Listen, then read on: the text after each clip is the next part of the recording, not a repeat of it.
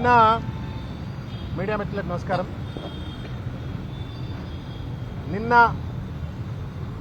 కరీంనగర్లో జరిగినటువంటి ఒక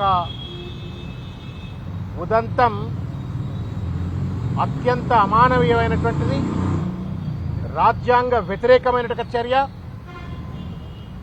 ఒక కేంద్ర హోంశాఖ మంత్రిగా ఉండి తనే కుట్రపూరితంగా గుండాగాళ్ళందరినీ ప్రేరేపించి కౌశిక్ గారి పైన, గంగుల కమలాకర్ గారి యొక్క కార్యాలయం పైన రౌడీలను, గుండాలను మారణాయుధాలతో పంపించి దాడి చేయించినటువంటి ఒక పరిస్థితి ఈ రాష్ట్రంలో లా అండ్ ఆర్డర్ పరిస్థితి ఎంతగా దిగజారింది.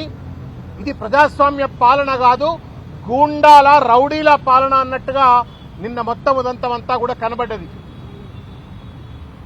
బీజేపీ, కాంగ్రెస్ ఈ రెండు కూడా కుమ్మక్కైపోయి పోలీసులను వాళ్ళ చెప్పు చేతల్లో పెట్టుకుని వాళ్ళ కరీంనగర్లో ఒక దుర్మార్గమైనటువంటి ఒక రాజ్యాంగ వ్యతిరేక రాక్షస పరిపాలనను ఇవాళ కరీంనగర్లో చూపిస్తూ వస్తా ఉన్నారు.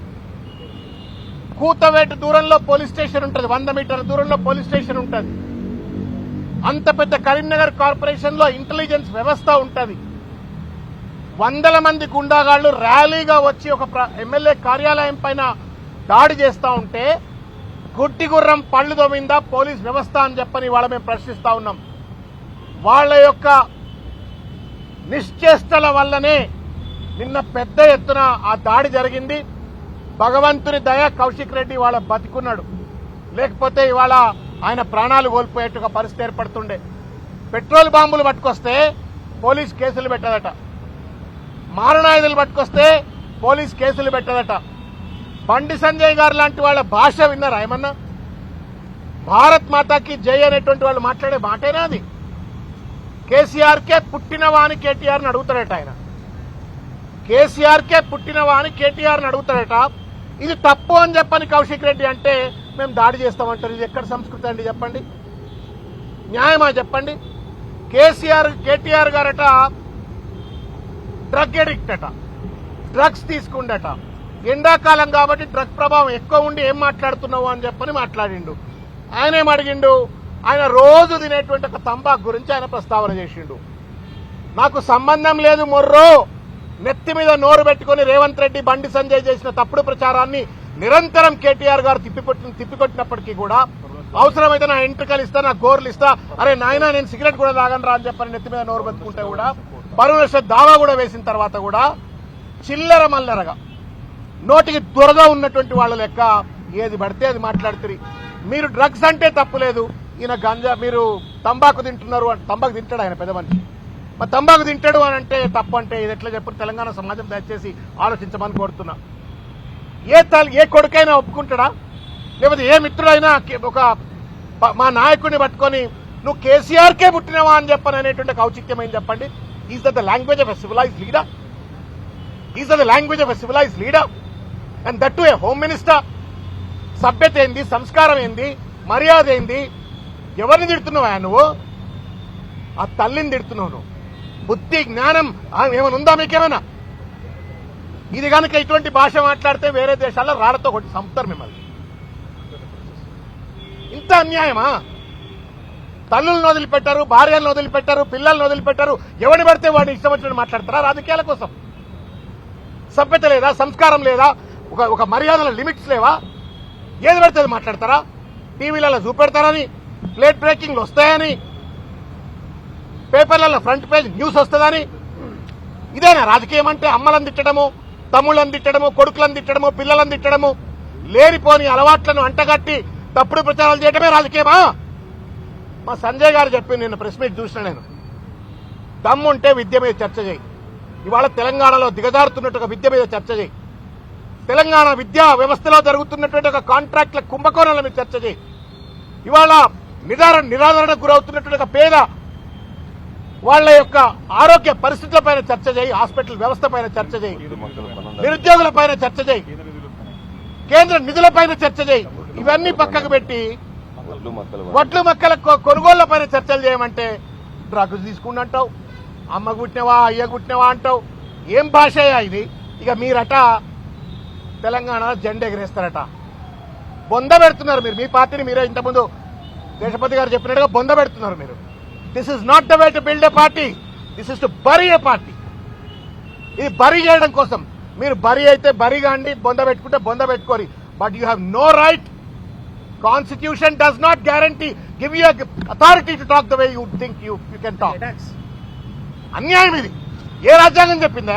భగవద్గీత చెప్పిందా? రాజ్యాంగం పక్కన పెడదాం. భగవద్గీత చెప్పిందా? భాగవతం చెప్పిందా? అమ్మలను అయ్యలను మాట్లాడమని చెప్పని. ఏం సంస్కారం ఇది? మీరేనా ధర్మం దేవుళ్ళ గురించి మాట్లాడేది? నేను I caution Bandi Sanjay, please change your style.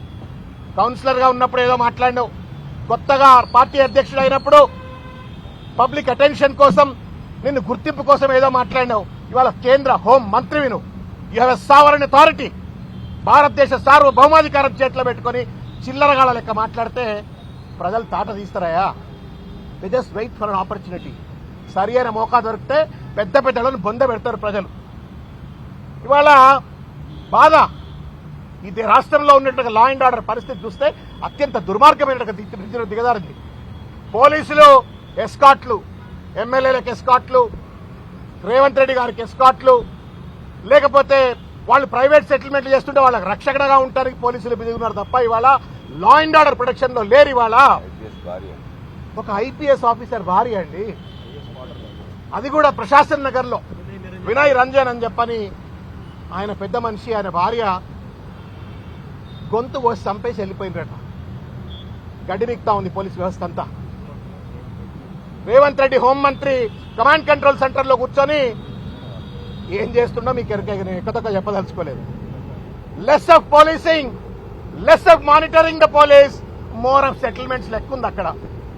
KCR గారు ప్రపంచంలోనే అత్యంత ప్రామాణికత కలిగినటువంటి ఒక కమాండ్ కంట్రోల్ సెంటర్ ని పెట్టి లక్షల సీసీటీవీలు పెట్టి దాన్ని మానిటర్ చేయాలా, ఒక అద్భుతమైనటువంటి ఒక పోలీస్ గుడాచారి వ్యవస్థ తయారు చేయాలని చెప్పని ఆయన తయారు చేస్తే దాన్ని పొద్దున్నేస్తే సెక్రటరీ రాడు కానీ కమాండ్ కంట్రోల్ సెంటర్ లో కూర్చుంటాడు. ఎందుకంటే పోలీసు వాళ్ళ మధ్యన కూర్చొని అజమాయిషి చేస్తే ఉట్టిగానే ఎవడొస్తే వాడు ఏది పడితే సెటిల్మెంట్ చేసుకొని పోతాడు కదా. ఇది ఇవాళ పోలీస్ పరిస్థితి. సిగ్గు. నిన్న ఒక IPS officer commissioner Malkajgiri road మీద నిలబడితే 40 మంది పోకిరి వాళ్ళు వచ్చి ఆమెను ఇబ్బంది పెడుతున్న తీరు, ఆమె మంచి పని చేసిండొచ్చు కాక to track what kind of a crime rate that's happening in her reason. But పోలీసుల వ్యవస్థ ఎంత దిగజారిపోయింది, మహిళలకు రక్షణ లేకుండా ఎంత దిగజారిపోయింది అనేది కనబడతా ఉంది. సిగ్గు ఎగ్గు ఉంటే రేవంత్ రెడ్డి గారు దయచేసి you are a home minister too please wake up. Bandi Sanjay తో మిత్తుతో ఉంటే ఇంటి పిలుచుకో, బిర్యానీ తినిపి, చికెన్ బిర్యానీ, మటన్ బిర్యానీ, ఇంకేమైనా బిర్యానీ తినిపించుకో, మాకేం అభ్యంతరం లేదు. లేదా ఇంకేమైనా చేసుకుంటే చేసుకో, మాకేం అభ్యంతరం లేదు.